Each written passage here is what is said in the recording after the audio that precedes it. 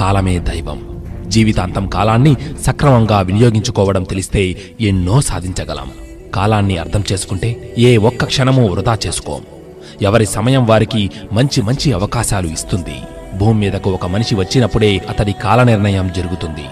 ఆ కాలంలో ఉన్న ప్రకృతి సహా సర్వజీవులు ఆ సమయానుగుణంగానే ప్రవర్తిస్తాయి.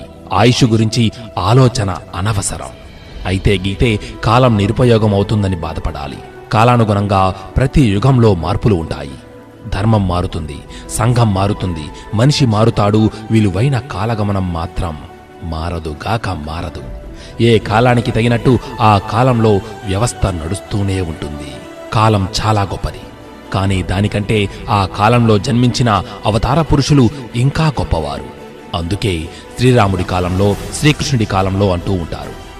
వారు కాలాన్ని ప్రభావితం చేశారు, కాలాన్ని దివ్యం చేశారు.